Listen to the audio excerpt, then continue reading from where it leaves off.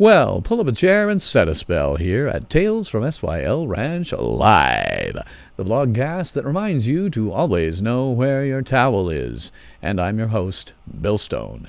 And tonight on Tales from SYL Ranch, we have the Fandi Masters retro review of Quatermass 2 from 1955.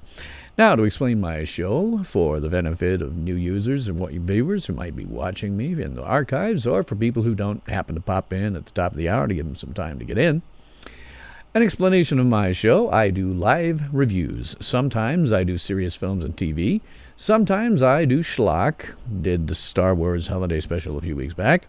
And sometimes I do films or TV with a modern appeal, like on Sundays I am doing Doctor Who for the next 2 weeks until the series ends. Usually, however, I stick to the period from about 1900 to 1980, because after 1980 is pretty well documented, because we had a lot of science fiction that came after Star Wars, and we had a lot of technology that allowed us to document it. But the period from 1900 to 1980 contains a lot of science fiction fandom, and a lot of science fiction that is not very well documented. And so part of the reason I do the show is to document it.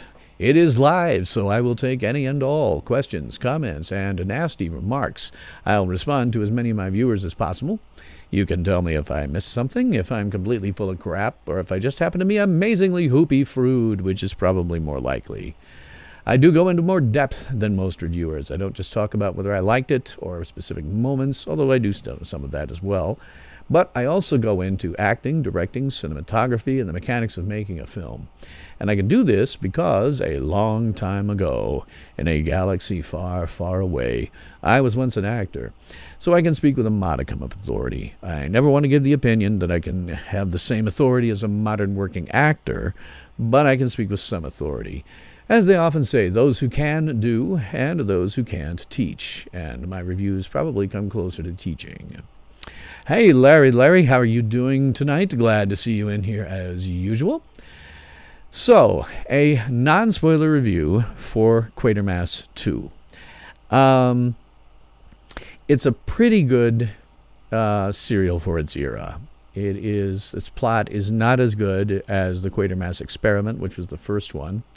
And to be honest, both of them would kind of be blown out of the water and completely overshadowed by Quatermass and The Pit, which I'll be reviewing in 2 weeks because it hits its 60th. That's kind of what I've been working up to here.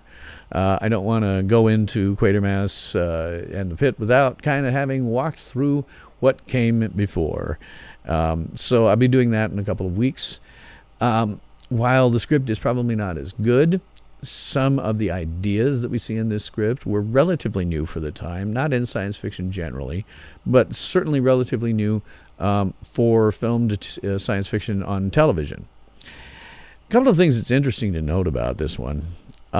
This involves part of the British government to some extent being involved in a conspiracy, and willingly or not, they are in on a conspiracy.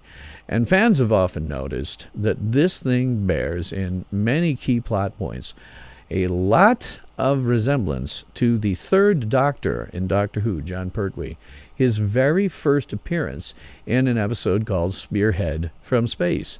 There are a lot of very similar things that go on in here that I'm going to talk about. You don't know ever whether that was directly, taken, although Doctor Who has always been to some extent, influenced by these Quatermass films. In fact, there are some Whovians out there who like to place the Quatermass films in the Whoniverse, that is, the universe that involves Doctor Who, Torchwood, Sarah Jane Adventures, and so on. It isn't really, but, in terms of what happens, you almost could do that. Either way, it is still an okay show. It's not a wonderful show like Quatermass and The Pit is going to be in 2 weeks, but it's okay. It's not bad. Now, I do always try to do some context, because I believe that you can neither watch nor review this episode or anything that's old like this from a 2018 perspective. As most things that I think you are watching, that you're reviewing at this period in time, you have to approach it, or at least try to approach it, as a viewer of that time period. And in 60 plus years, a lot has changed. And if you don't know this historical context, you can't really judge it properly. It just comes off looking fake and hokey and stupid, because it doesn't matter what you do. Everything in science fiction, whether it's literature or whether it's filmed or it's TV, it doesn't matter. After a period of time, it dates, particularly the special effects. They just date. Anything that we think of as really cool special effects right now in, say, Star Trek Discovery, 20, 30 years from now, it's going to look dated and stupid. You know, that's just the way it works. And so you kind of have to come at this as someone who was living at it through that time. If you can't, you're not really judging it properly. Yes, exploring Mars in the background. I was looking for something that might go along with the British experimental rocket group, of which Quatermass is the head.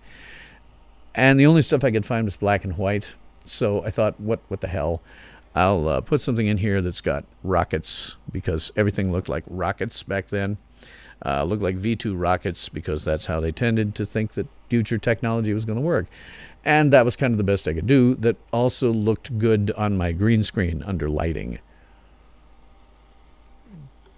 I am in a constant battle between what looks good on my green screen under lighting and what I would like to put up there for any given episode. And this one looks pretty good, I think. Mars lander, yes, was landed earlier today. That is another one of those things. Man, you know, working, if I'd been working, you know, they talk about how it's just a nail-biting experience, because the time lag getting, you know, signals and transmissions back from Mars means that those things kind of have to land themselves, and it ain't that easy. So, you know, yay for them. Big round of applause for them having gotten that thing to Mars and landed it successfully. It will no doubt tell us more things that we know about Mars now. So, yay for that. Now, in terms of the context, I have already spent a fair amount of time talking about life and fandom in the 1950s. In fact, I intentionally, 20-minute delay, yeah, something like that. I don't remember. It's like 20 minutes. Yeah, it's a huge delay. It's this huge, huge delay. They can't control the thing by remote control other than give it some basic commands. And then they cross their fingers and hope nothing fracks up going down. And in the past, a few times it has. They've lost a few things going down. But today's was successful. Yay for NASA. Yay for them. So I have in the past already done some stuff where I talk about fandom and life in 1950s. And I intentionally took them out as clips because I don't want to constantly be going over the same material all the time. By the same token, it bothers me that I need to say something like, there's extra reading here, go watch my clips. But I really don't like going over that material twice, 3 times, 5 times, 7 times, 50 times a year. So what will probably happen in the future is what I did with those clips from the 1950s and also the 1960s. I will, the first time that I review something in a given year, so like next year, I will be reviewing things that are hitting their 60th anniversary that came out in 1959. I will do something where I set context for 1959, but in such a way that I can pull it out as a clip and make it its own standalone thing. And sort of say to you, go do the additional reading. Go back and watch a couple of my videos to get an idea. It will be very informative, and at the same time, I'm not sucking up a huge amount of time. Oh, man, when we get to the 100th anniversary one, oh man, that is 80th anniversaries, 90th anniversaries, 100th anniversaries require so much context that they eat up a full hour and a half, sometimes more, just for the context. So I will do that like one time per decade that I'm doing something in. And to say, okay, well, go back and do the extra reading. So I'm not going to repeat myself. If you want to know about life in that era, there is a link to that in my description below. If you want to know about fandom that era, which is also very interesting, link to that in the description below. So do go take a look at that. One thing I always want to make very clear about this time period, because it is definitely one of the things that shows up when you're reviewing something like this, particularly when it's British. Now, most TV and films are shot out of order. That is, if you're making Star Trek, for example, you shoot all the scenes that you need to shoot on the bridge in a few days or a week or maybe longer in a movie. And then if you're going to shoot some scenes in the transporter room, you go away from the bridge, you go to the transporter room, you shoot all the scenes there. If you're going to shoot scenes on an alien planet, you go to the alien planet sets and you do everything there. And then you do editing, where you take what you hope, anyway, are the best or most dramatic shots that you got, because you always shoot multiple shots.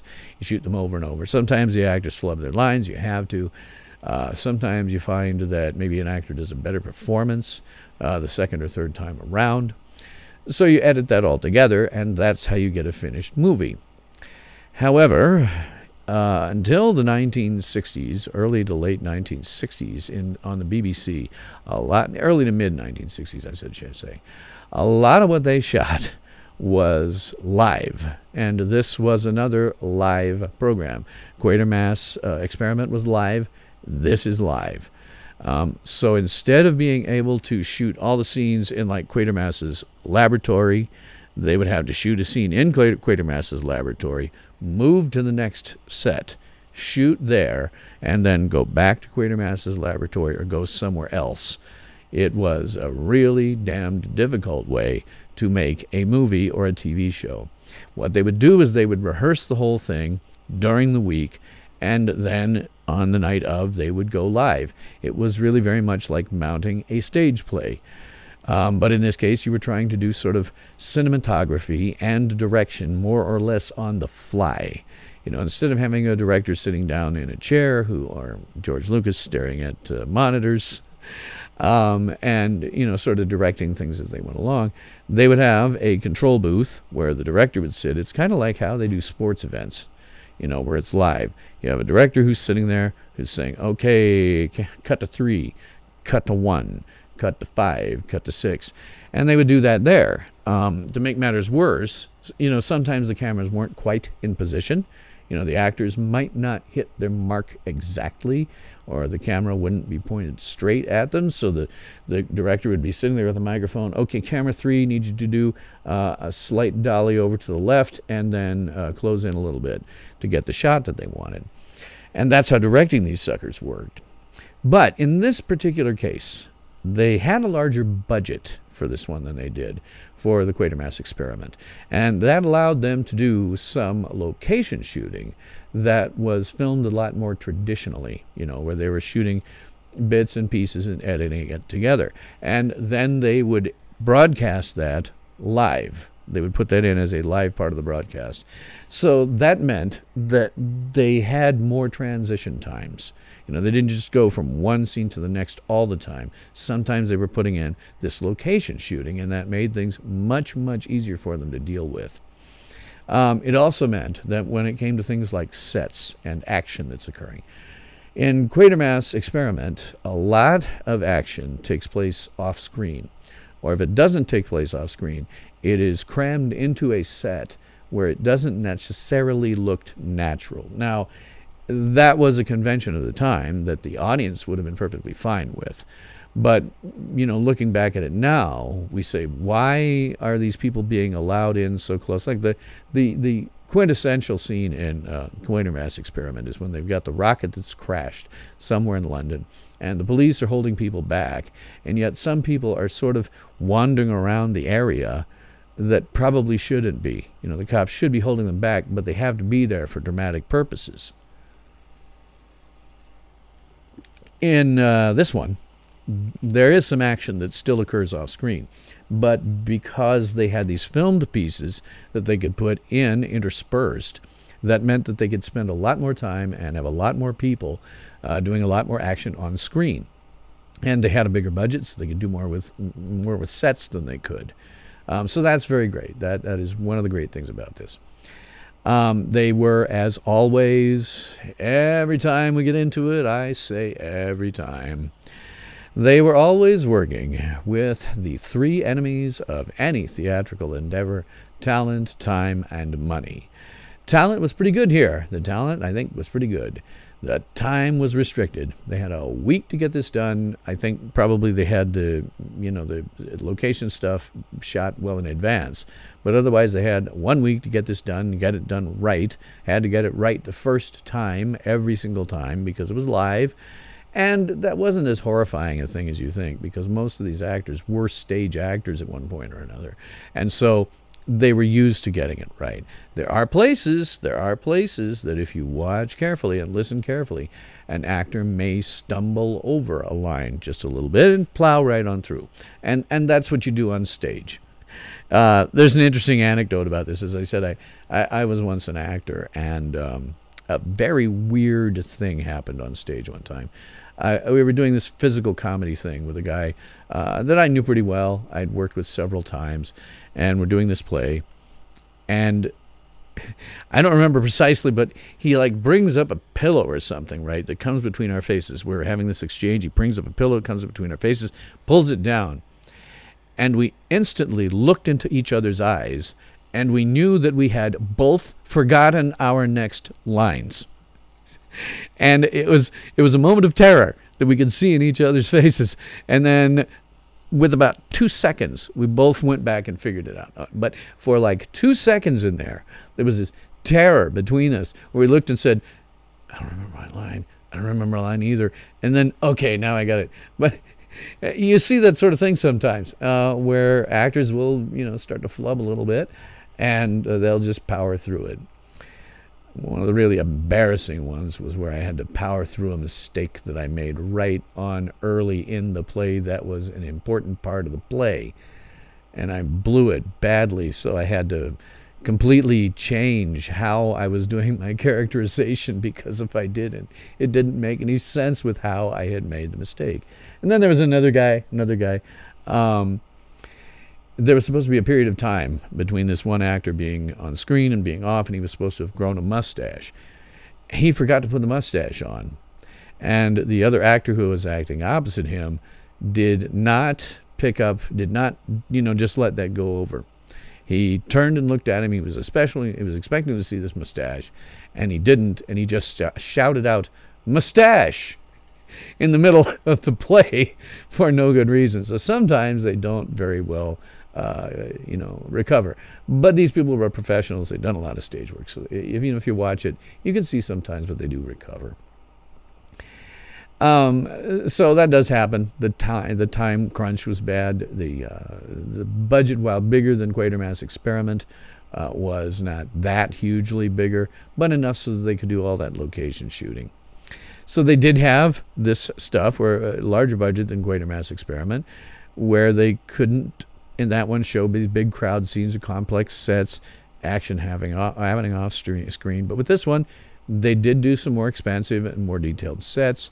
They definitely have some much more defined secondary characters, and they had this traditional pre-shot stuff that they could put in. And there is some action that still takes place off screen, but again, limitations of time, talent, and budget. So, weird thing about this is, even after the BBC stopped doing most of their programming live, they still shot them as if they were going from one scene to the next and back. They didn't shoot it the way that American television had been shooting it ever since the beginning, which was the same way that they shot motion pictures, out of order. The BBC was still doing it as if it was a stage play being mounted with, cameras moving from one place to another, which made it really fracking difficult to do. Now you can see this. I love to recommend this. There's a great film, basically a docudrama that was put out during the 50th anniversary celebration of Doctor Who, where it's a docudrama about how the show was mounted with William Hartnell and all the people behind the scenes. And it goes through until, the second Doctor, Patrick Troughton, takes over for him. And they really successfully show that. In fact, they mention that in that circumstance, the director was not even allowed to make more than 3 cuts. He had to keep plowing through. If actors sort of flubbed their lines, which happened sometime with William Hartnell's, particularly as he got a little older and his health started to fail. They just had to plow through. If they had something happen on set that wasn't quite right, they had to plow through because the BBC would not let them do more than 3 cuts. They could only stop the cameras 3 times, and only if there was something like the actor completely blew their lines. And then they'd have to say to the actor, okay, we stopped once for you. We've only got 2 more cuts. You got to get it right next time. So watch that. It's called An Adventure in Space and Time. It does successfully show you how the backstage stuff was going on, and I think it's really good because of that.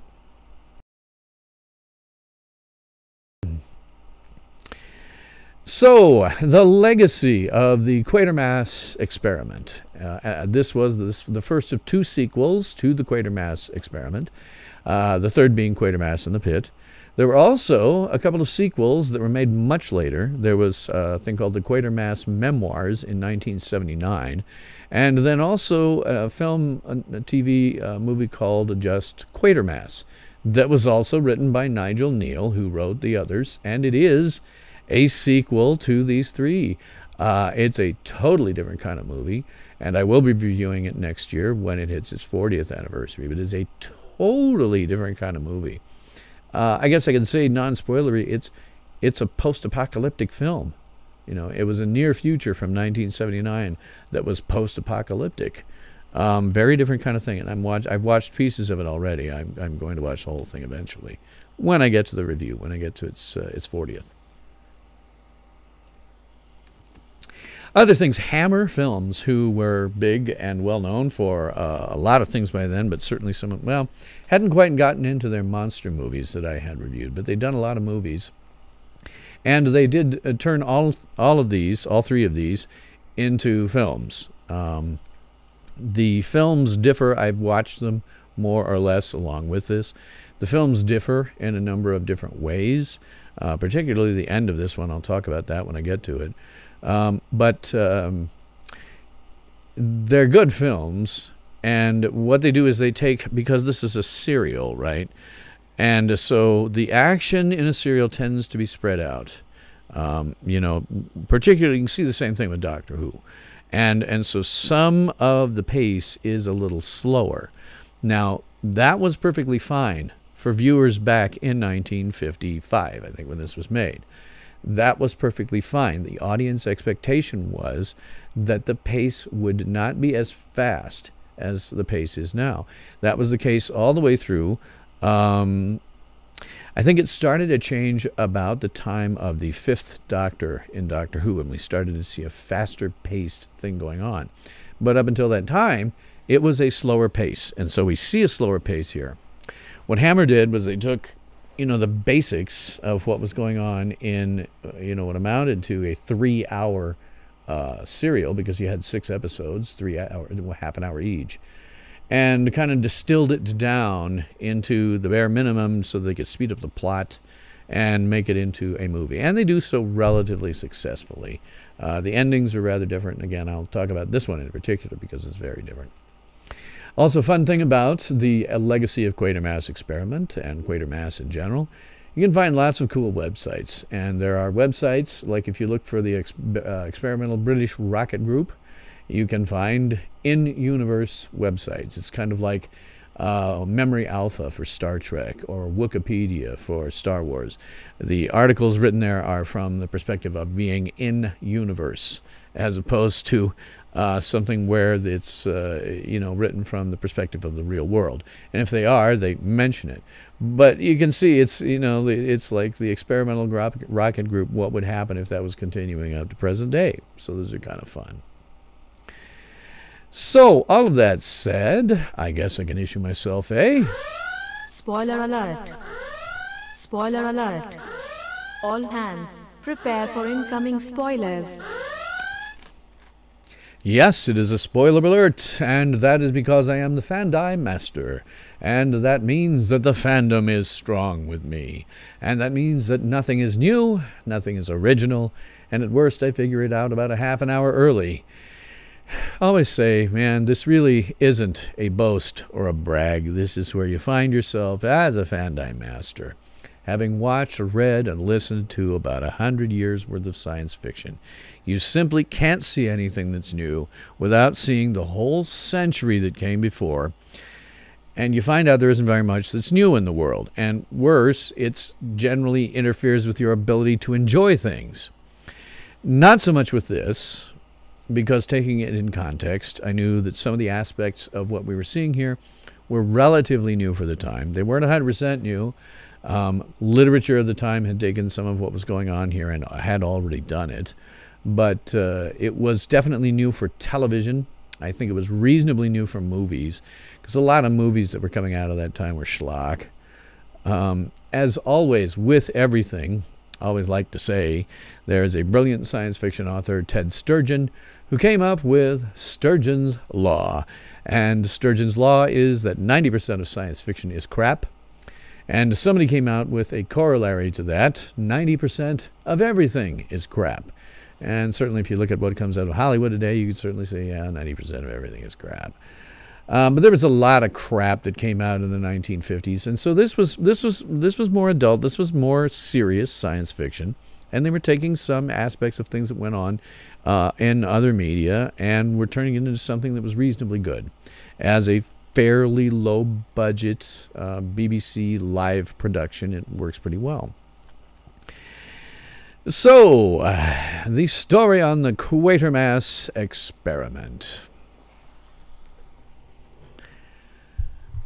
So, Professor Bernard Quatermass is back, and in this case he is working on a new nuclear rocket engine for his rockets that are going to be instrumental in colonizing the moon.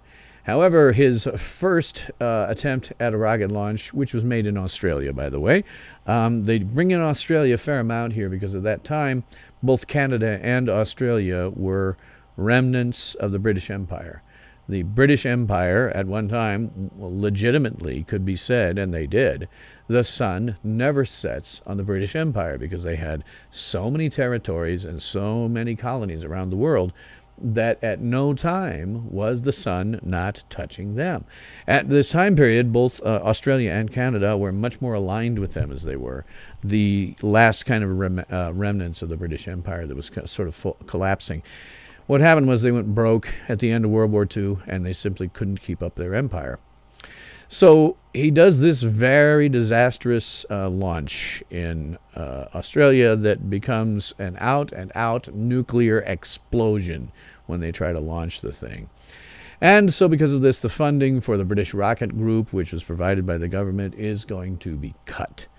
However, out in the British countryside, there is a meteorite that falls to the earth, and a number of them. And one of these meteorites is found by a farmer who, naturally is curious. He goes over to the thing. It breaks open, and some kind of gas is released that then begins to affect him very, very strangely. And Quatermass's soon-to-be son-in-law, a UK Army Captain John Dillon, brings the remains of this meteorite to Quatermass's lab because they have an expert on meteorites, Dr. Leo Pugh.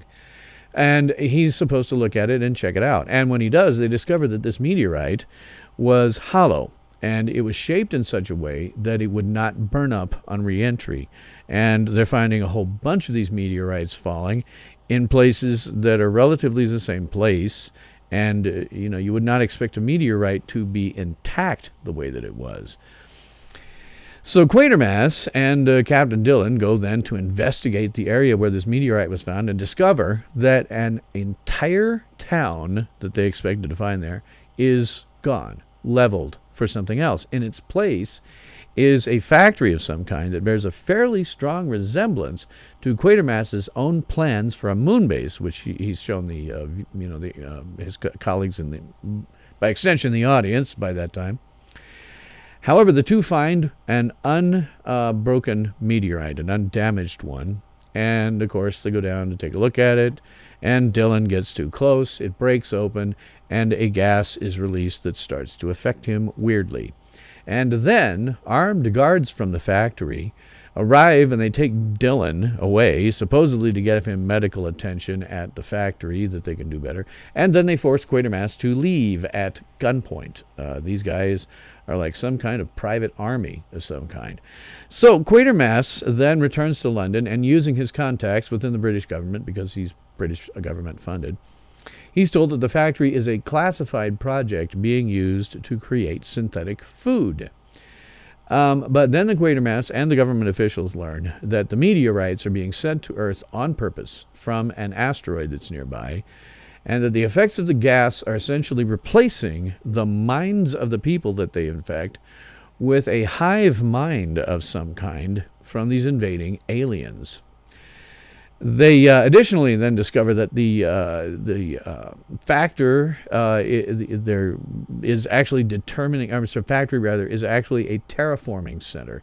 It's creating food for this new life form that is going to go to Earth and make Earth into more like someplace they can live, like on this asteroid there's on, and turn the environment into that.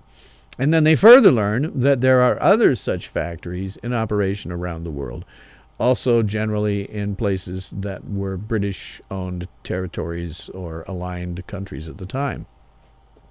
So in an attempt to stop it, Quatermass and Dr. Pugh use their second experimental rocket, which fortunately does not detonate on takeoff, and they sort of crash it on this asteroid out in space. And they're able to detonate the atomic reactor on that alien's asteroid and thus end the threat.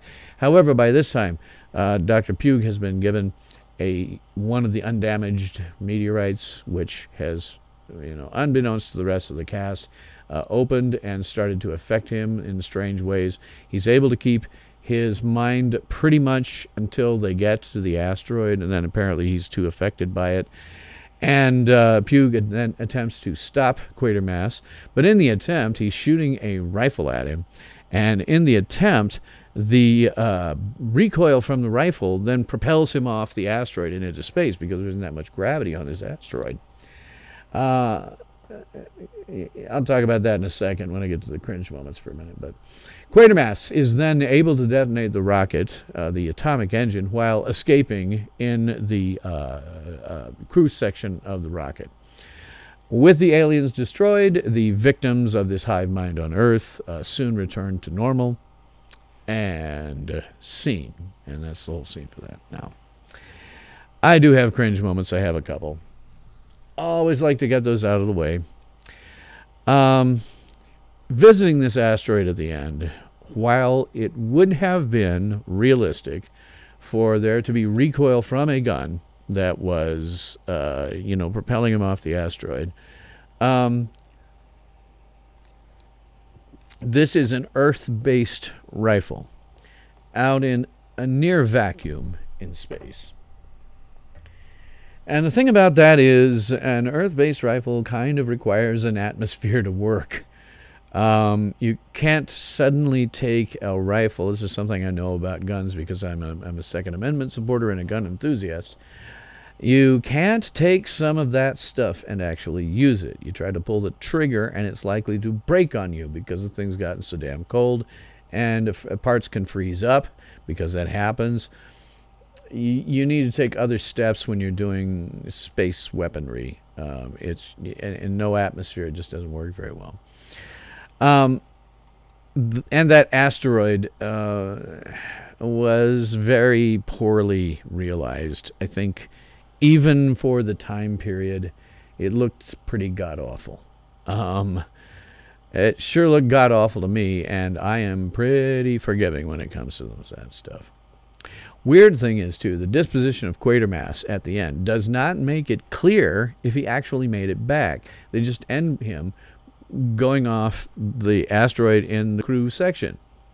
And they had been talking about it the whole time as if it was just a suicide mission, a kamikaze mission. They were going to go in there, blow the thing up, and probably die in the attempt. So it was unclear what happened to him. And, of course, he did come back to do the next movie, so clearly he did. Other cringe moment, the infection of the humans. When they're becoming infected, and then suddenly everything's fine when you destroy the bad guys. It feels like a cop-out. It's understandable. You're talking about a contained series that was 6 episodes long, but it still seemed like a cop-out. It is like when all the battle droids dropped dead in the Phantom Menace because their control ship blew up, or when all the Chitauri dropped dead in the Avengers because their control ships blow up. Kind of unsatisfying. When the infected humans are infected, they behave damn near like complete robots. While, this was something that was possible under the circumstances, it still should be something that really should have cued a lot of people around off that something was very, very wrong with these people. Captain John Dillon in particular. Here's a guy who is a UK, a member of Her Majesty's Armed Forces, a army captain. And nobody seems to care that he's just disappeared and gone off and is doing weird things in his brain. Usually, most military services do sort of take an interest when people go AWOL, especially their officers. You would think there would have been a bit more of, some sort of investigation about that. There were some great moments.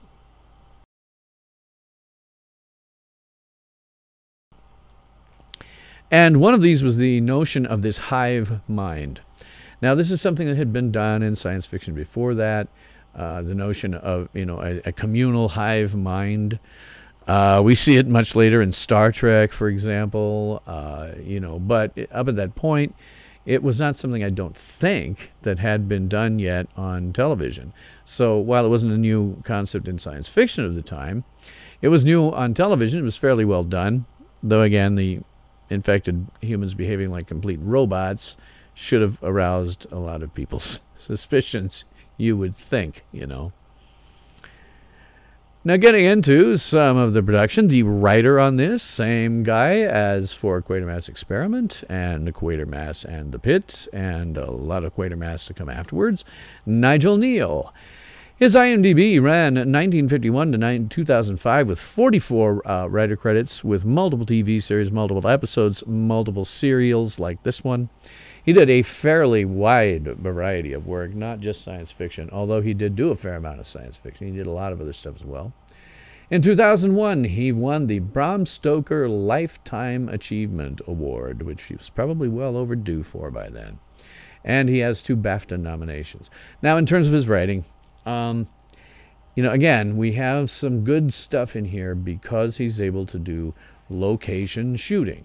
They can get the location shooting they wanted, so he was free to do a bit more in terms of having some of the bigger aspects of this come out. And he was doing some stuff that had not been seen on television before.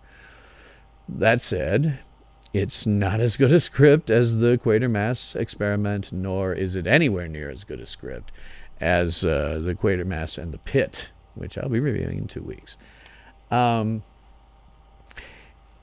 It's okay. It's okay. There's nothing wrong with it. It just isn't as good as the first one, and certainly not as good as the third. Now, playing Professor Bernard Quatermass is John Robinson. I wish I could have found a better picture. John Robinson is. This is the best I could find. I had to take a screen cap right out of the episode. Larry asks, is Quatermass originally from a book? No, it's not. This is all the brainchild of Nigel Neal, and he did novelize a couple of them. I'll talk about one of them for this one. He did novelize a couple, but no, this was brand new and original for him. I don't know how much he must have been somewhat familiar with, with literary science fiction at the time. It's hard for me to imagine that, in 1955, when I know there had been things like this communal hive mind thing already in literature, he must have gotten that notion from somewhere. But no, this was all Nigel Neal. He came up with this whole thing himself. So Bernard Quatermass, this time around, is played by John Robinson. He is not the same actor who played Quatermass in the Quatermass Experiment, nor would he be the same actor who played Quatermass in Quatermass and the Pit. That was not unusual, particularly for those serials of the time. Sometimes you'd have different actors playing those roles, and the audience would just accept it. It was not a big deal. Now, John Robinson's IMDb runs 1936, so he was way back, to 1975 with 66 acting credits.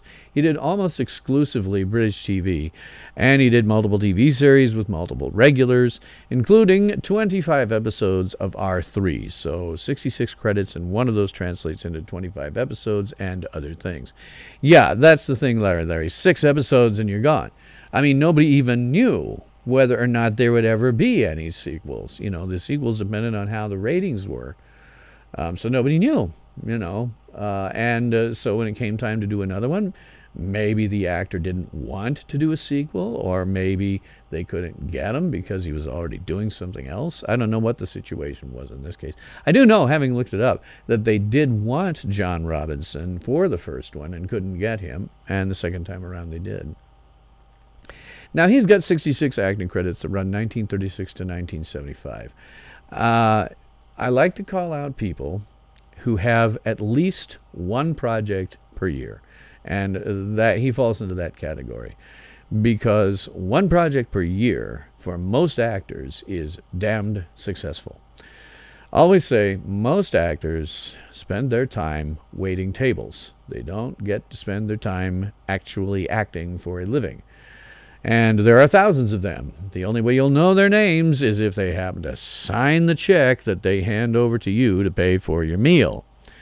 And so when you see somebody who's got at least one project per year, and sometimes multiples, you know they're working. We often see people with more than that, and I think we're going to, I know we're going to on one of these characters. But he's still working. He's still making a living at his craft, which puts him in a very small number of people. You think about actors as big movie stars and stuff like that, but the ones that you can know the names of are a tiny minority, an absolute tiny minority. Now, John Robinson did not win any awards. His performance here is fine. When you get to the next one, there is a lot of acting to do for Quatermass that really stretches him.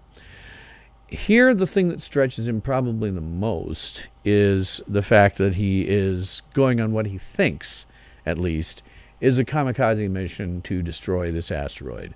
They talk about it. He actually said, we're on a kamikaze mission. He did not expect to make it back. And so anytime you have somebody that has to react to the notion that they're going to die, they're going on a mission that they know is going to kill them, or at least think they can, and barely in this case got out by the skin of his teeth, that always stretches an actor to some extent. It is, if you think about it, if you really do, if you think about it, if you know that you are going to die as a result of some action you're taking, even if it is the heroic thing to do, which is what it was in this case, that is still going to give you pause. I can imagine some circumstances. If I had to do something to like rescue my kids from a fire or something, right? I'd go in and do it. I'd go in and do it with the understanding I probably wouldn't make it out alive, but that's still going to give me some pause. Because nobody wants to die. So whenever you see an actor reacting to something like that, it's good. And I think that probably was what stretched him as an actor more than anything else. Getting frogs in my throat like mad. Or building houses like Harrison Ford before American Graffiti. Yes. Harrison Ford was probably lucky. You can get paid pretty decently building houses at least. The number of actors who are just waiters and do even, less skilled work than carpentry. Carpentry, if you're good at it, pays pretty well. But a lot of actors, they just struggle for their entire careers. So, next, playing Quatermass's daughter, Paula, is Monika Gray.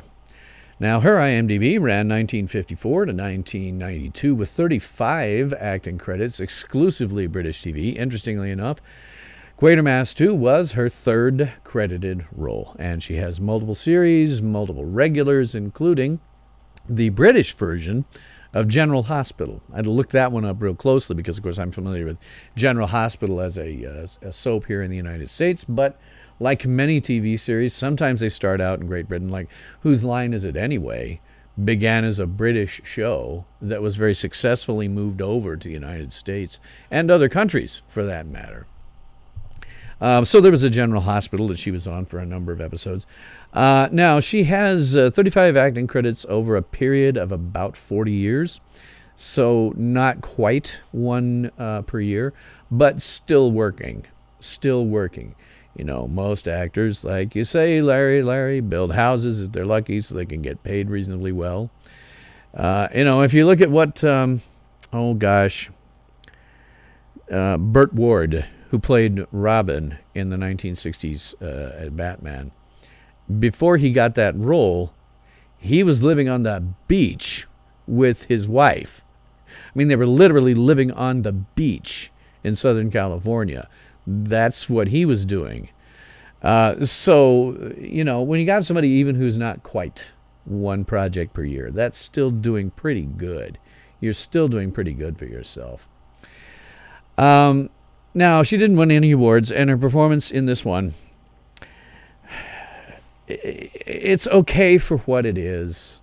You know, she's the daughter who is, you know, being kind of, you know, upset, you know, especially when her fiancé starts to turn into some kind of zombie.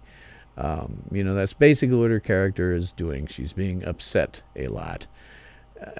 She's fine at it. A lot of other critics of the time I read savaged her a lot more than I do. I'm not, partially because I hate giving actors really bad reviews unless they really deserve it, because I was an actor once. I know how that feels. She's passed away now, but still, you know, unless you've done a terrible performance.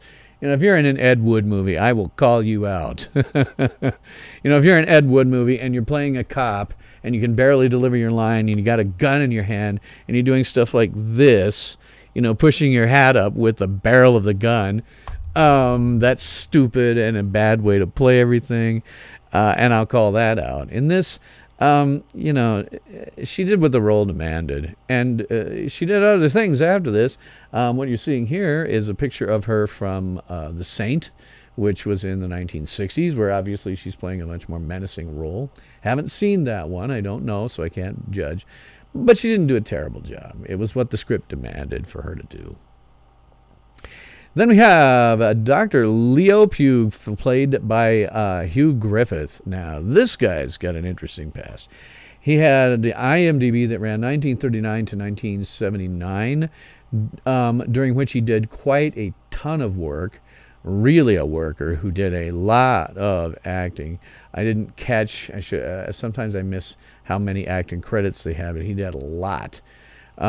He did mostly film until 1952, and then he did a mix of film and TV that was largely British. However, he did do some American work, and in fact won the Oscar in 1960 for Best Supporting Actor in a Supporting Role for Ben-Hur. That's the one that starred Charlton Heston. He also won the National Board of Review Award for the same year for Best Supporting Actor for Ben-Hur. He did also a lot of stage work. He was an accomplished actor, very much a worker. If you go to look, I searched on him to see what kind of pictures I could find. Oh my God, so many different characters. You know, and some of them look like this. This is how he looked when he did this this serial, and some of them are totally different. So very good actor. In terms of his performance here, he's good. He's good. You know, you can tell he's a decent actor. He is, you know, somebody who's playing a guy with a doctorate who knows about meteorites, and towards the end gets infected by one, and is successfully attempting to ward it off long enough for them to get to the asteroid and blow things up, and doesn't quite make it. He has the same problem as everybody else who gets infected by this thing, is that he acts so strangely that it should keep people off, especially like his coworkers who are used to what he's like. After he starts to turn and he's trying to ward it off, wouldn't people go, hey, were you exposed to one of those meteorites, buddy? And just because it's just a little much. But that was probably the direction and the way that it was written, so you can't fault him. Captain John Dillon, the guy who is the fiance of Monika Gray's character, coincidentally, he's played by John Stone, coincidentally, the name of one of my uncles, no relation of any kind. His IMDb ran 1945 to 1993 with 73 acting credits. Again, a worker. Largely British television. He did multiple TV series with multiple regulars, including 25 episodes of Destination Downing Street. So again, 73 acting credits, but one of those translates into 25 episodes, and not the first time, just happened to be the largest time I noticed. Larry says he gets Chuck Heston to race his horses in the famous race scene. Yeah, I'm not familiar enough with Ben-Hur to know where he comes into play, but he won a friggin' Oscar, Obviously had some talent, so it's great that you knew that. I didn't know. I just don't know that movie well enough. I'm going to mention one thing that John Stone did for ITV Playhouse. Now, ITV was, what you have to understand is the BBC is owned. It is the government-run television network, and for a long time was the only television network. ITV came along in the 1950s as a competitor, as a private network of the kind that we would think of today, ABC, NBC, etc. But ITV Playhouse was basically an anthology series, right? You would do a 2-hour show that was basically some kind of play that you were mounting, and then the next week you would do another 2-hour show, and next week you do the next one. I'm going to mention one here that he did. He only did one, but I'm going to mention it by name, and I'm mentioning this name clinically. I am not using this name to be at all offensive. I am mentioning it clinically because I am now rather interested in watching it. The name of the segment that he did was called 10 Little Niggers. I now want to see this thing because this has got to be just outright racist in 1958. Even in 58, calling somebody by the N-word, while it was not unheard of by any stretch of the imagination, was still an insult. So I'm now interested in maybe going out and see if I can find this episode, just because, my God, that is the first time. That's a first on this show. That's a first on this show. I have never seen anybody who's doing something that actually has that word as the title. So, and not to be laughing about it, it's just that, my God, how things have changed. You could never do that. And as I say, I kind of want to see it now. I'm interested in just how racist that's got to be. He's won no awards. His performance here is also fine. I like him. There's a huge contrast between what he's doing as the British Army captain versus becoming a complete zombie. And again, it's one of those deals where, in this case, he was taken away instantly. He got infected and was instantly scooted off, and you didn't see him again until he was kind of a zombie. And at the end, he's trying to hold it off. The guys from the plant have come to basically take over the British rocket group and keep them from shooting their rocket. But he's still playing where he's trying pretty hard to overcome it, and that works okay. But as a British Army officer, I thought he was great. He was very much a British Army officer faced with a really bizarre situation, takes it to the people he knows are experts because he's about to be married to one of them, and then gets infected himself. So I liked him a lot. Another one, Larry says, therefore 10 Little Indians. Yeah. one that could not be made today. Today, in terms of our sensibilities about racism, rightfully so. So then we have everybody else. There, if you look at IMDb, there is a lot of everybody else because there are some townspeople involved here. There are all of these people who are being soldiers for the other side. There are all these people who are minor dignitaries within the British government. Not people that you would call out necessarily as having, character development, but they do things within the, the context of the thing. There's one scene in particular where they're sabotaging, or as Shatner might say, they're sabotaging the plant itself. They're trying to stop any of this, new stuff from being made. 10 Little Indians, therefore 10 Little Indians was an Agatha Christie novel. Oh, okay. Pardon my ignorance. No idea. Not familiar with Agatha Christie. Get me on to Sherlock Holmes. Not Sherlock the TV series, but Sherlock Holmes novels and short stories. I know about those. Agatha Christie I've not read as much of. I'm not sure I've read any of it, to be honest. I probably should. So there's a lot of everybody else's involved here. There's reporters. There are police officers. There's, people who are helping out in this shootout that they've got when they're trying to stop the, sabotage the food-making processing so they can stop this from happening. A lot of those. I mean, the IMDb just goes scroll past. I'm just sticking with a few that are the main characters. So one special mention that I'll put in here, and if you don't know, you almost miss him. He doesn't have that large a part. When I saw him, I said, something about that guy looks familiar. And it was Roger Delgado. He's got a role in this. The character's name is Hugh Conrad, but again, it's not a large one. Roger Delgado, if you don't know, played the Master. He was the first guy to play the Master opposite John Pertwee's Doctor in Doctor Who. So he doesn't have, much of the beard and all that. He's younger by, a good, God, I don't know when the Master first appeared. It was been about mid-60s, early, late 60s. So he's younger. But when I saw him, I went, I recognized that face. And yeah, it was Roger Delgado. So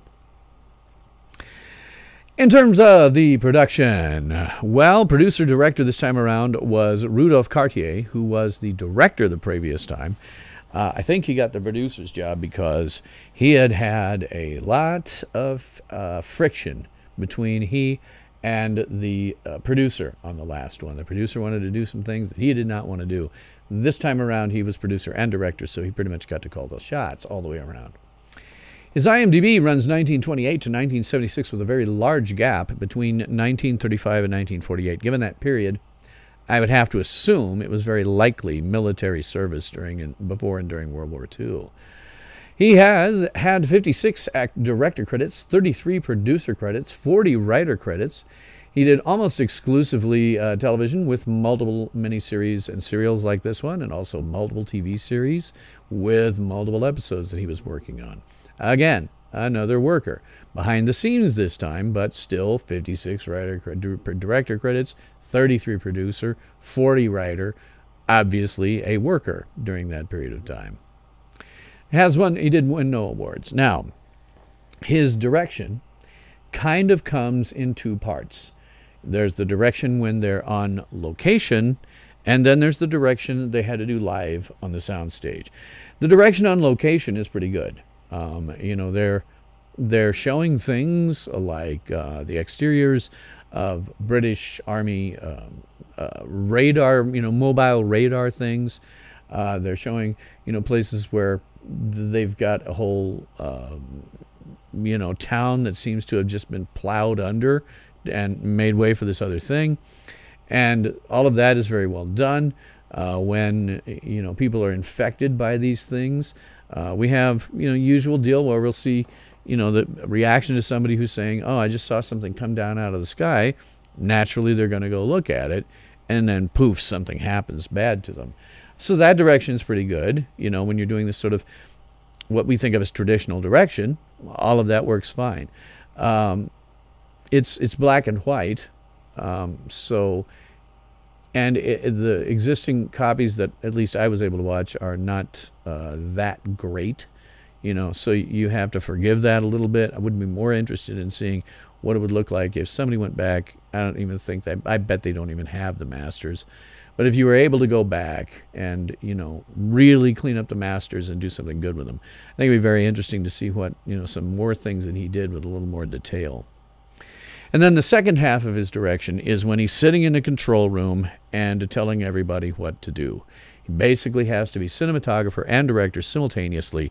And again, it's like shooting a sporting event now. So a lot of what you're doing is, yes, you've blocked out where the actors are going to be. Yes, you've blocked out where the cameras are supposed to be. But the actors don't always quite hit their marks sometimes.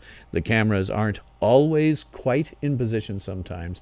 Maybe you've got two cameras going, and you find one is so far out of position, you're talking on the microphone, quick, camera 2, get over onto this position here, because we're going to have to cut to you right away rather than cutting something later. So there's a lot of that going on. And, the fact, I noticed it a couple of times where I could see where the camera was moving a little bit over and then moving a little bit closer to get that kind of close-up, something like that. Not anything you can fault him for. This was live. So they planned it out as best they could, but sometimes you have to make adjustments. And I think he did a good job at that as well. Larry says World War II for Britain was basically 1938 to 48, although the fighting started in 39 to 45. Yeah, so in this case, I think that was probably a gap having to do with military service. Even though it started in 35, I don't know for sure how British people thought about it by then. I mean, they had Neville Chamberlain who came back and said they were never going to have a war, and it turned out he was completely wrong. But I think it's certainly possible, that a lot of British citizens knew by that point, hey, wait a minute, something may go down here. Maybe I better go enlist. Because that was the thing to do. You enlisted, a lot of times you enlisted for these things. If war was declared, you ran down and you enlisted rather than waiting around to be drafted. Cinematography is by Charles de Jager. His IMDb is 1955 to 1958, only worked 3 years. Has he has 4 credits. 3 camera and electrical department credits for Charles at Large, which was 6 episodes. And Sing for Your Supper and Quatermass 2. When you get that camera and electrical department one on somebody who's also a cinematographer, that almost certainly means that they were sitting and doing some of the camera work themselves. If you see that credit on a film or even a TV series today, that probably means it was the guy sitting in front of the camera and operating the camera. He has 1 writer credit, and this was also a cinematographer credit for him. Now, again, when you're doing cinematography, it breaks into 2 parts on here. Part of it is the location shooting they were doing, and part of it's the in-studio stuff they were doing. So as a cinematographer, your job is to get the shots that the director wants. I say this practically every time I do a review. You always hope that there is some level of a collaboration between the director and the cinematographer. So that maybe the director says, this is the shot I want, and the cinematographer says, that's great, I have this other idea. Maybe we could just tweak it a little bit and get that. Or maybe you're out on location and you discover, hey, wait a minute, we've got this great background that we can put behind somebody. Let's try that instead. And so you have a collaboration. I'm sure in this case there had to be some collaboration, particularly in studio. The director would say, okay, here's what I want to get for these shots. The cinematographer would say, okay, I'll try to make sure the cameras are in the right place and the lighting is good so you can get the shots. And then on location, they're doing some more traditional cinematography. I thought they were fine. The in-studio stuff, again, you're operating with quick, get over here with that camera. Okay, zoom in a little bit, move slightly over. And the director's calling those shots pretty much. But cinematography on location was fine. I had no objection to that. Music None is credited here. That's largely because music they were using came from Holst's The Planets, Mars in particular. I've listened to that one a million times. I'm familiar with the music on it, so I was hearing that. Also heard a little bit of maybe some classical music in there I'm not as familiar with, but I don't think there was anybody who actually scored an original soundtrack for this.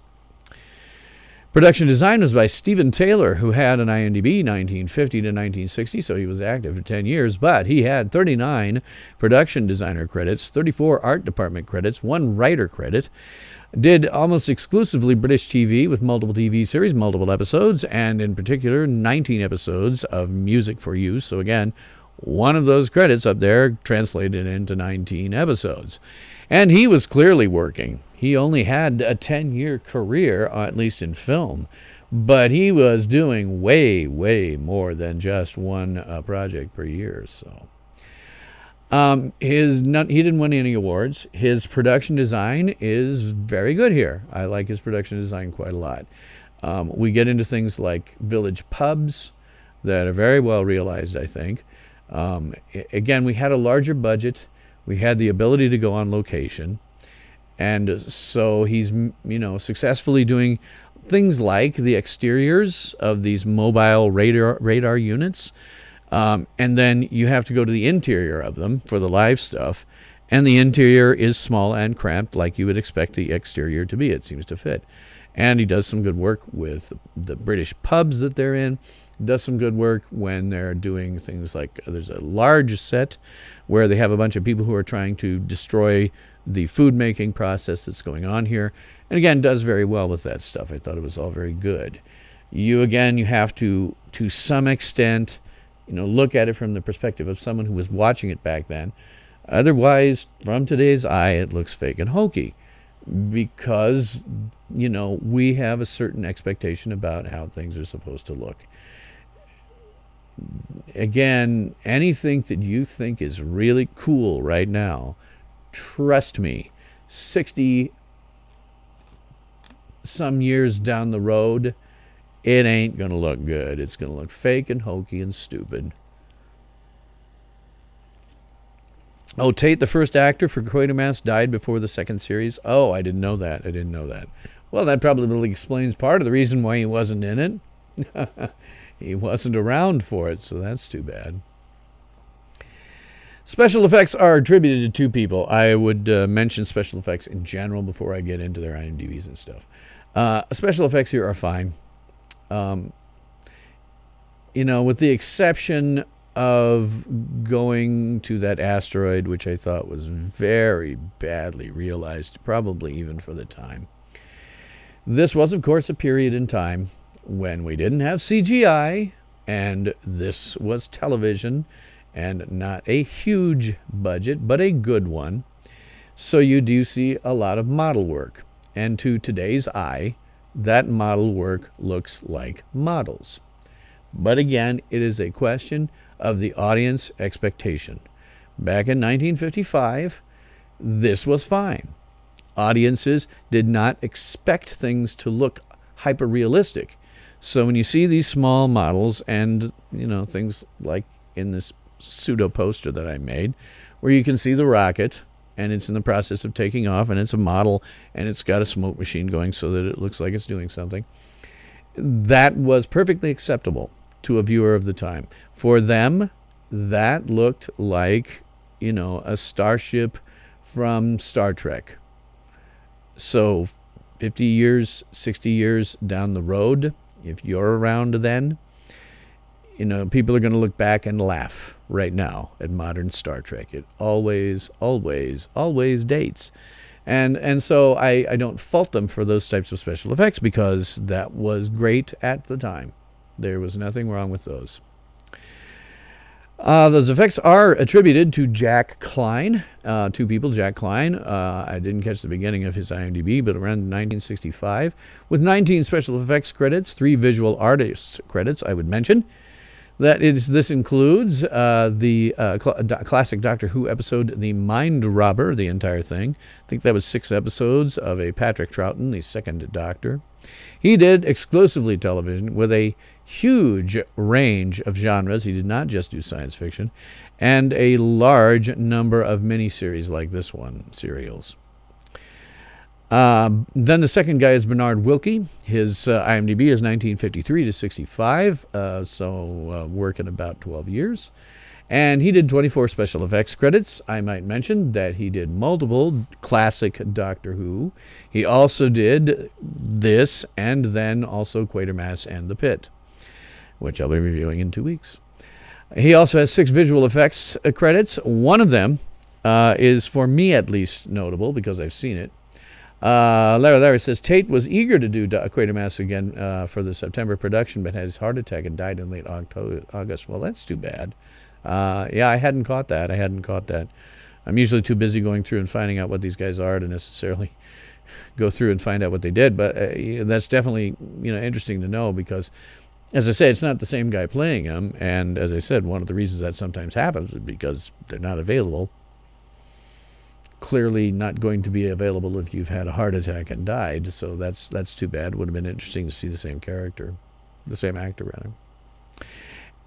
But as I say, Bernard, hang on a second, find his name, Bernard Wilkie. In addition to all this stuff I mentioned, he also has 6 visual effects credits, one of which includes the classic Doctor Who episode Planet of the Spiders. This is John Pertwee's, the Third Doctor's, very last episode. I've seen it repeatedly.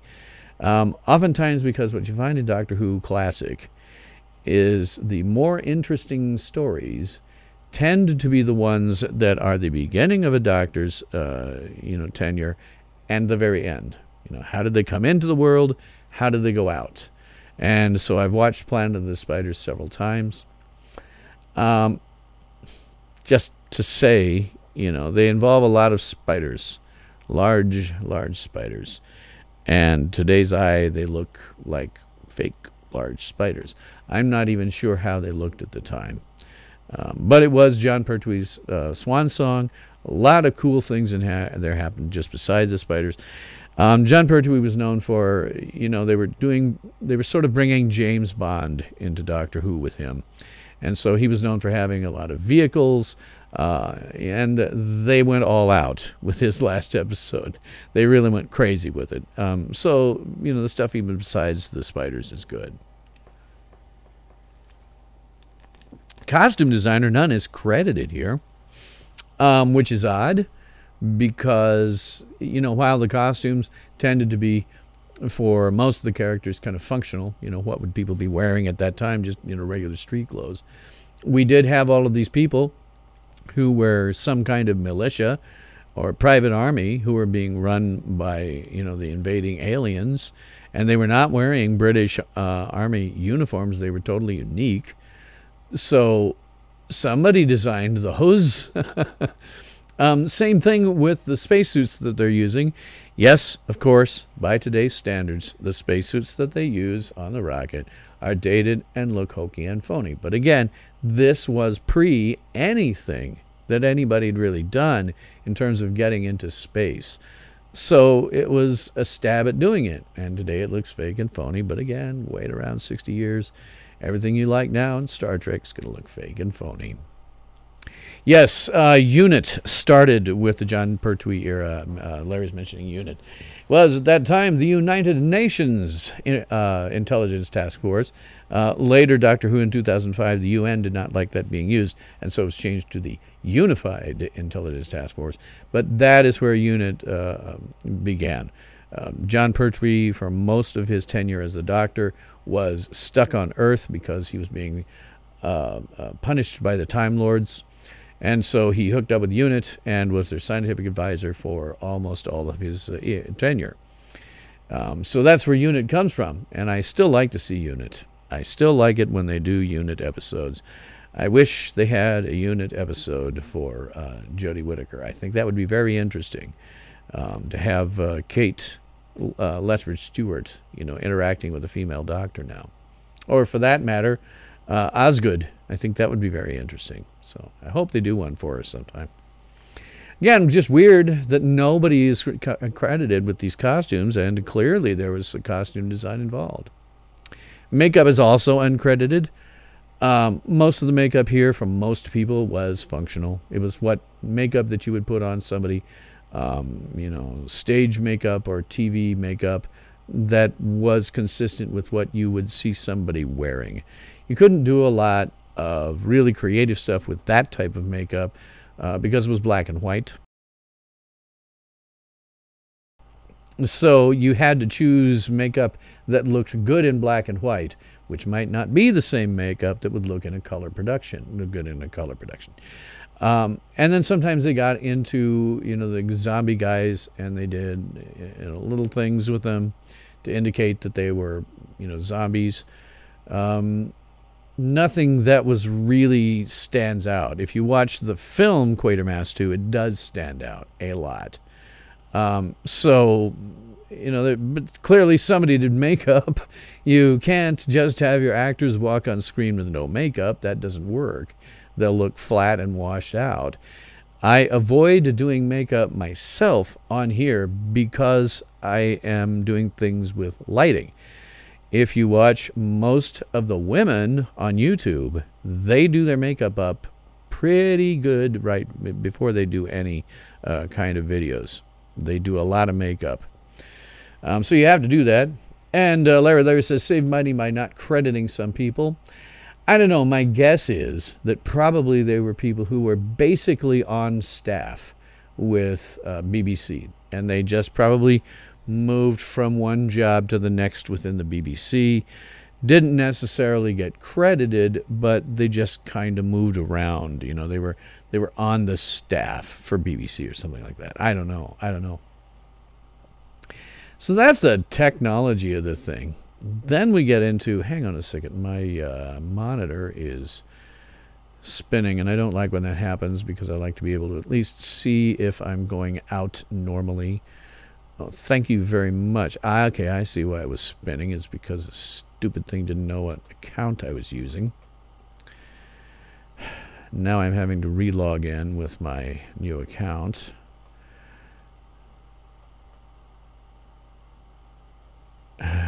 No, I'm done. Sorry, I'm having to do this. It's stupid. It wants me to protect my account. I don't really want to protect my account that badly. I have passwords like you would not fracking believe going on in my stuff. Passwords that are usually 24 characters long and totally random. Everything looks good on your side. Okay, glad to hear that, Larry. It's just that I can't see it. Half a sec while I make sure that I can. I just want to be able to see it and watch the number of viewers I have at the same time. So, all right, back to this. As I say, largely done with the production aspects of it. Getting into the reception of it, because that's actually a fairly important part of this. It's what drove the fact that they had another Quatermass serial after this. Now, by the time, in the 3 years that had passed since Quatermass Experiment and this, the available audience for the BBC had literally doubled. There was double the number of people who had the audience, and the viewing figures for Quatermass 3 were better as a result of that. The serial, for the first 3 episodes, had a viewing number of 7.9 million people, which at that time was really good. I would mention that that's very close to what we're currently seeing with Jodie Whittaker's Doctor. And a little drop from there, but, it's pretty close. They did get 8.3 million people for the 4th and 5th episode, and then 9 million people for the 6th, which would be a hell of a good series of ratings on that. When Doctor Who started, the ratings were not that great till they got around to like the Daleks. And then they got 18 million viewers, which was an unparalleled success in 1963-64. So this was still pretty good. And Larry says TVs were a luxury at the time, something of a luxury. But by this time, a lot of people had them. And so the available viewers for the BBC had gone up, and so we see better ratings for this than we did for the other ones. This thing is not listed at all on Rotten Tomatoes. Can't tell what people today think about it. It did receive a lot of positive newspaper reviews at the time. The BBC's own magazine, still around today, the Radio Times magazine. They got letters that were both good and bad.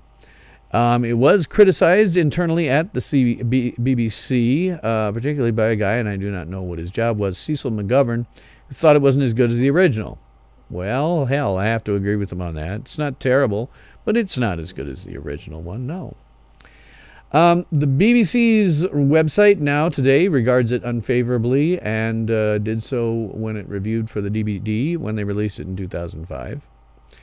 The Times of London, now this one gets weird. This is just weird. This is social justice warrior crap before it was a thing. 2006, the Times of London, a guy named Morgan Falcon, thought that it was racist. And he said, and I quote, Quatermass, for instance, often seems to have an unhealthy preoccupation with blackness, a barely veiled commentary on racial change in Britain. In one scene in Quatermass 2, the professor stands outside a pub, watches the sky filled with dark asteroids and says, they're coming in the thousands. And he says, this is it. He's talking about the freaking asteroids, obviously. Obviously. How do you get racism out of that stupid line? Larry Sawyer saying some critics are weird. Yeah. How do you get racism out of this? I mean, come on, man.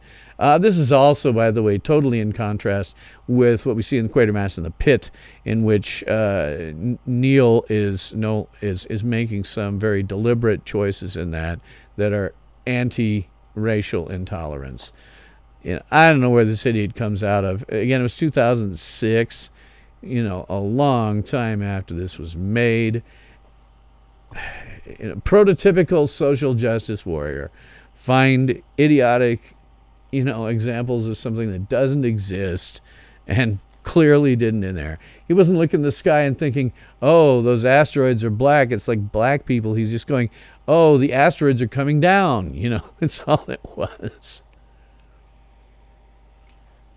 Yes, as you say, Larry, even Rex Reed gets a line in Superman, which I will mention in my Superman review in a couple of weeks.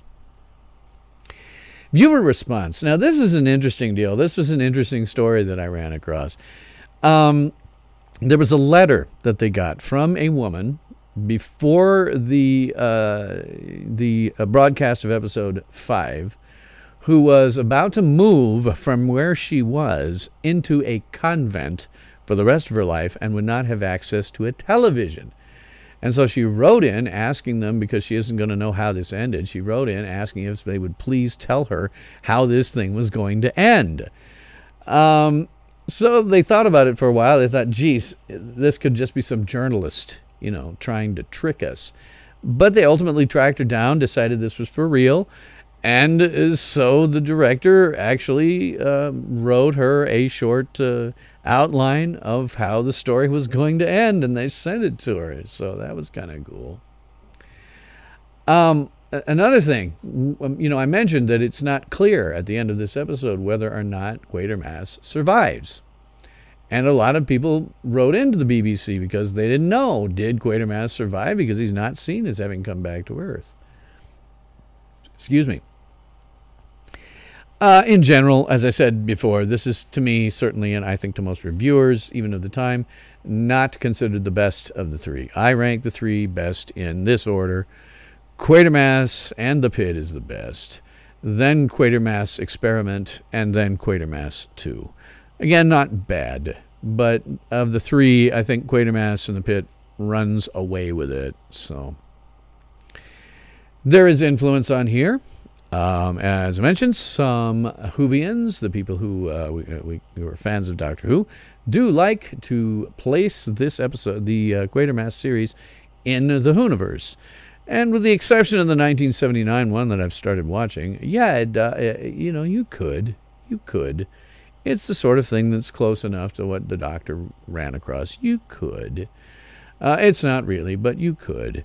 And in fact, Nigel Neal had a dim view of Doctor Who because he thought it was ripping off his ideas. Sherlock Holmes influence, yeah. There's nothing new under the sun, man. There's nothing new under the sun. Quatermass 2, particularly with these elements of there being a conspiracy of silence within the government about extraterrestrial life, and secret government facilities that the aliens are using, and silencing critics who oppose the government's plans. And they think that to some extent this may have influenced the X-Files.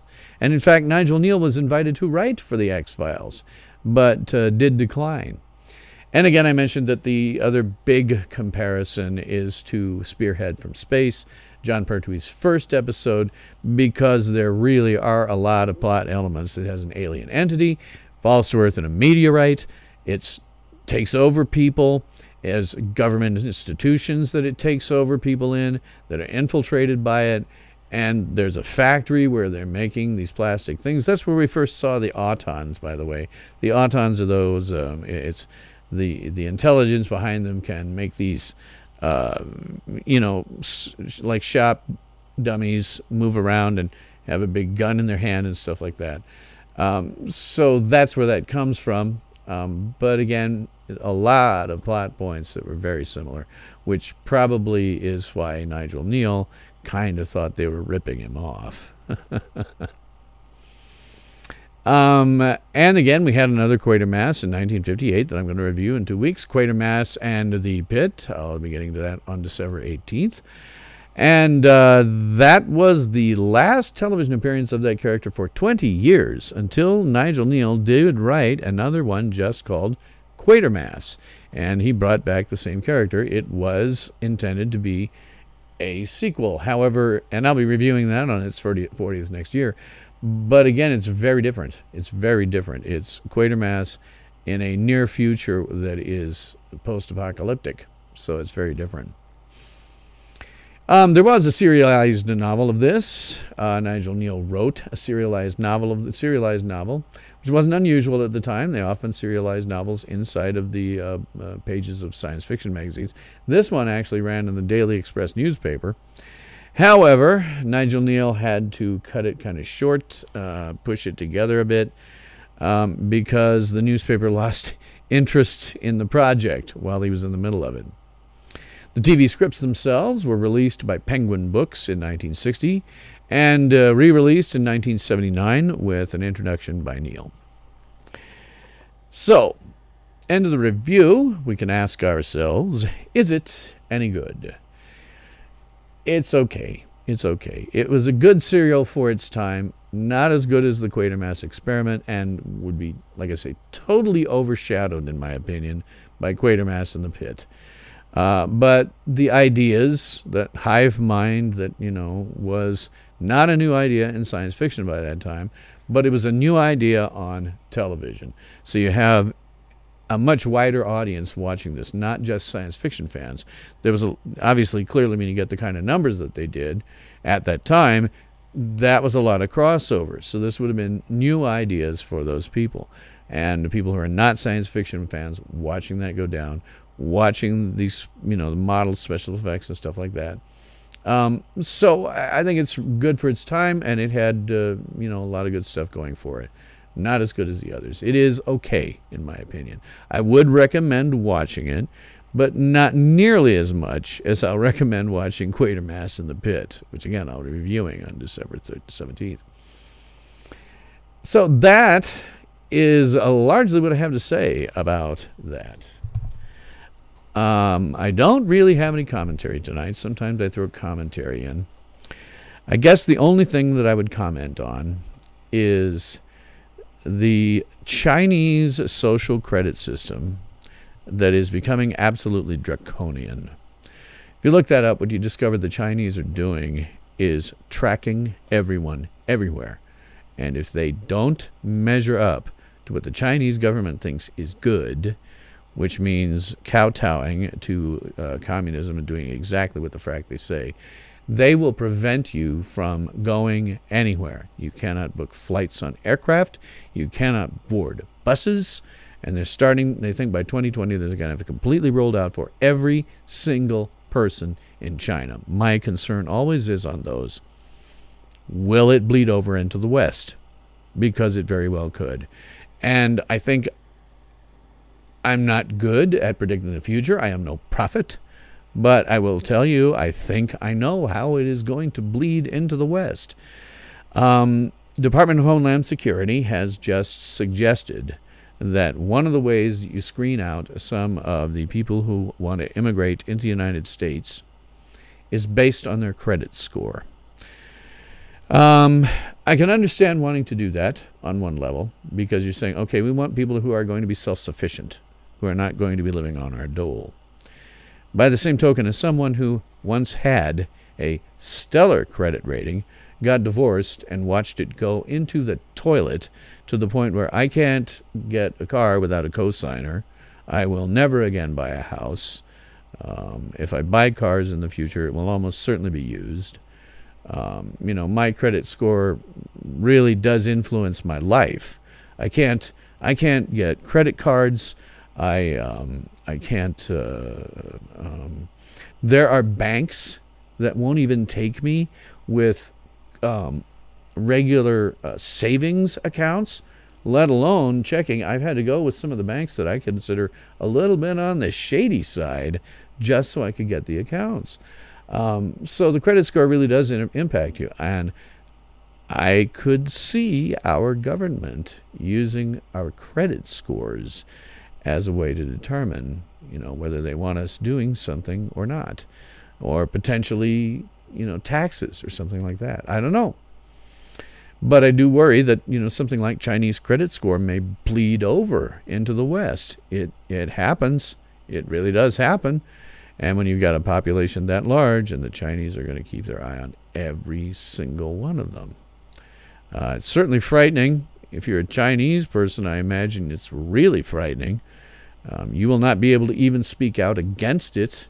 If you speak out against it, that's going to go against your, they're creating what you used to talk about in grade school as your permanent record. And this one's for real. They will stop you from, what they've said is if you have a low social credit score, you will not be able to take a step. They warn you, I watched a video of it, they warn you if they see you jaywalking, you get dinged for jaywalking, so rather terrifying. And I always worry if that stuff is going to slide off into the West. And if it does, I think it may slide off as the credit rating. Don't know, not a prophet. But given all of the surveillance we now have on our phones, and God, the stuff that's coming into the homes, those smart devices, you will never see one of those in my house. I was in IT for 40 years. I know they've got to be hackable. No, just never in my house, not ever. My phone is bad enough, but I will not be using an Alexa or anything like that, because those will be tools of outright surveillance as well as indoctrination. There are people who've done videos of those so far that show that Alexa comes off as a leftist. Not surprisingly. Never in my house. Never in my house. Not even a smart TV. If I buy a TV that happens to be a smart TV, it will not be hooked to the internet. Ever. Ever. It will be a monitor. Just like my 40-inch in front of me is right now. A monitor. So that's probably all I really have to say about news and commentary this week. Is just that, seeing that was, God, how the frack. So hopefully it isn't something that bleeds into the West.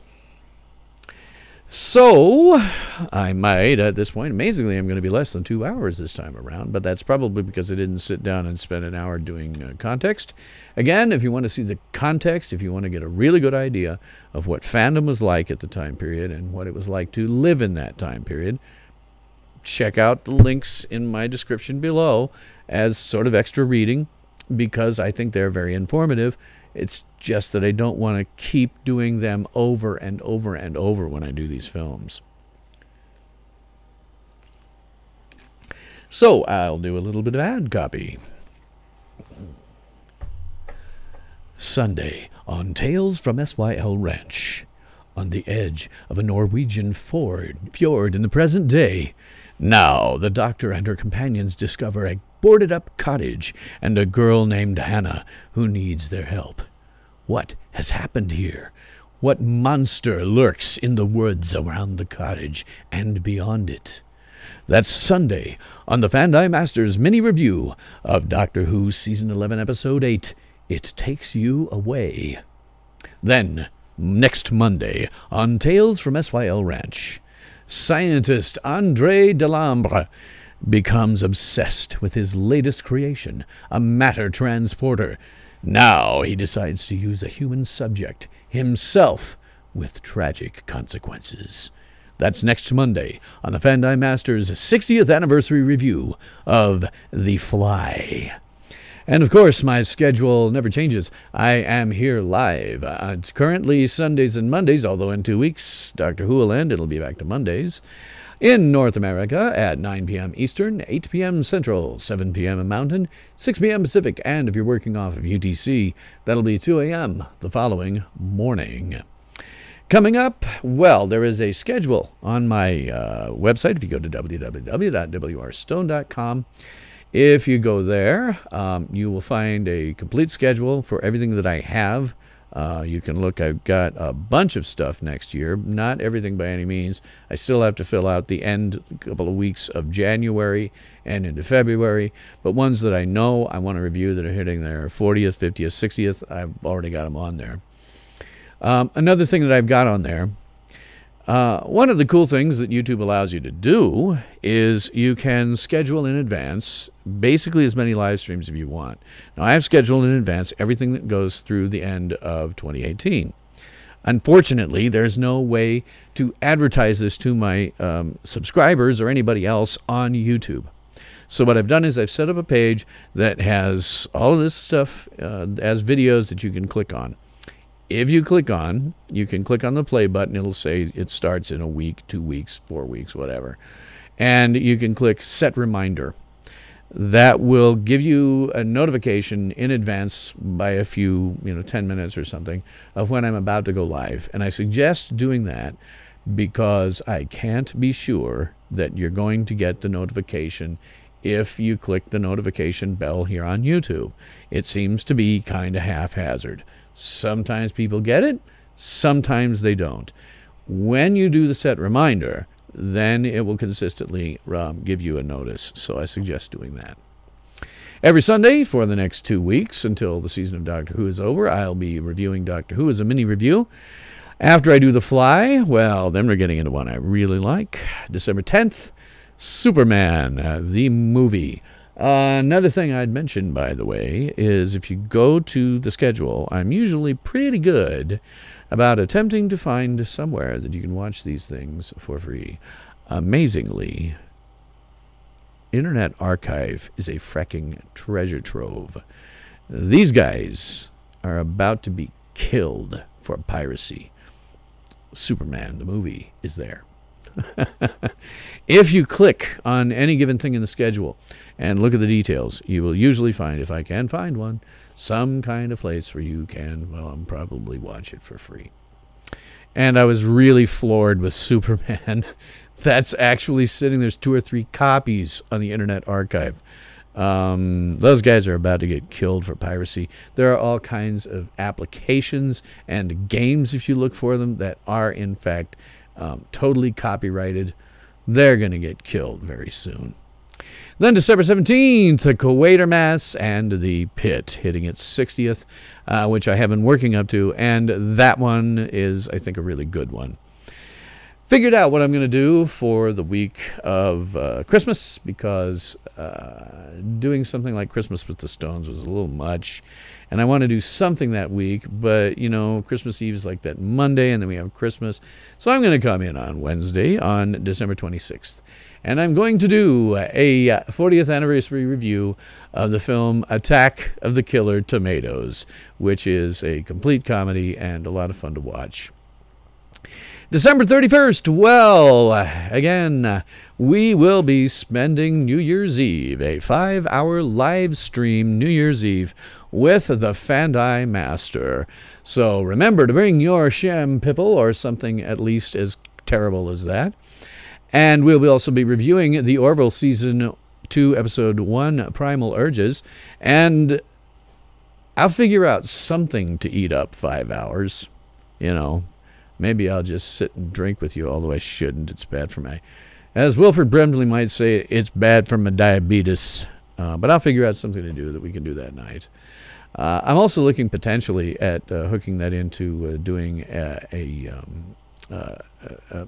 charity, hooking a charity up with it. I'm inspired by Mindless Entertainment, Jesse Milestone over there, who did the same thing. Might do that here, so I'm not sure. We'll do something that eats up 5 hours that's fun, and every hour on the hour we will celebrate the new year. Probably find somebody who's live streaming things like fireworks and put that in. So we'll celebrate the new year in each of the American time zones. January 1st, well, I'm going to come back in after doing my 5-hour live stream and staying up until 2 a.m. my time, and we'll do the Doctor Who New Year's Day special. December 7th, the 70th anniversary of The Son of Frankenstein comes around, one from Universal. January 14th is my birthday, and we will celebrate it with the 100th anniversary review of The Mistress of the World. Expect both the 70th on the 7th and the 14th to run long. Those are the ones that, for this decade, I will be doing the clips out of for, because I don't want it to always run 3 hours if I do a 70th or a 100th. So I will do those out and then take them out as clips, but those shows will run long. So I guess at this point, I might ask, hang on a second, Super Cruise 63, hey, great to see you here. Finally made another show. My brother is here. He used to live in what was called Paradise, California. Oh, holy crap. Oh, man, sorry to hear that. Damn. You know, that was terrible. I'm amazed, given what burned, that it ever even got under some level of control. So, man, my sympathies to your brother, Super Cruise 63. Damn. Just damn. If you can find some Shampipple, now would be the time to drink it. Wow. So I'm really sorry that happened. You know, I tell people, and this is always true, I'd certainly say to any of my viewers, it's trite. If there's anything that I can do to help, if there's anything that my family can do to help, even from this distance, I'm happy to try to do it. I really am. And I would also say that, you know, you are a science fiction fan. And that means that whether you know it or not, you are part of a very large family who has a long history of helping each other out when stuff like this happens. And I may not be able to do anything personally, but I know people who know people who know people. I've had 50 years to get an enormous number of contacts. If there's something that you think might be able to be done by your family of science fiction fans, let me know, and I will see if I can find somebody who can do something. So, you know, hope your brother's doing well. Hope everybody that you know and he know got out of that, you know, relatively unscathed. So I'm very sorry to hear that. Anything I can do, anything I can try to get our family, shared family of science fiction fans to do, I will. So, that said, I guess I'll go ahead and beg for money. Say, pardon me, but could you help out a fellow American who's down on his luck? Hit the road! So, if you like what I'm doing, please do like this video, subscribe to my channel, tell all of your friends, family, neighbors, pets, livestock, and our extended family of science fiction to do the same. Super Cruise 63, thanks, I'll let you know. Again, it sounds trite, but it's absolutely an offer. I'm happy to try to help when something that horrible is going on. You can contribute to my PayPal and my Patreon, which is in the link below. You can visit my website, www.wrstone.com, where there are other places that you can also support me if you like to. And my website is now filled out into something that I actually like. There are good things on there and good content, I think, and it helps push the show. So, always like to thank my viewers who have contributed. You know, I'm using some of it as part of my photographic stuff. The financial side will always accumulate unless something else comes up. You know, if I can help out with money, I'll take it out of that account and do it. But otherwise, it'll accumulate until such time as I'm able to buy my laptop.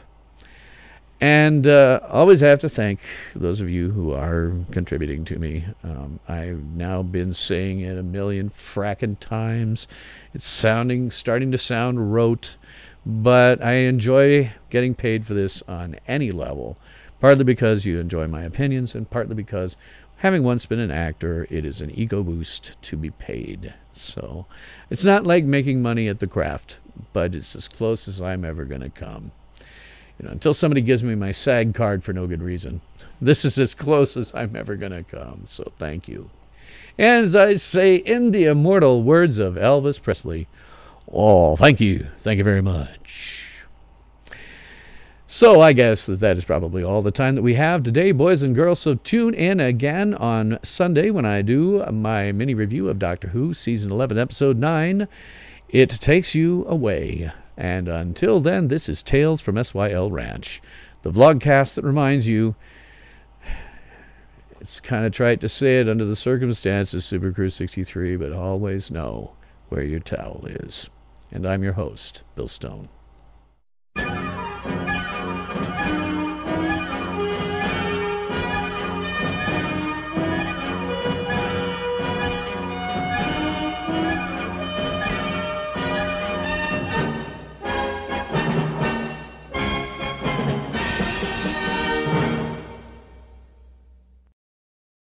Ultimate power in this world has always been one simple thing: the control and manipulation of minds.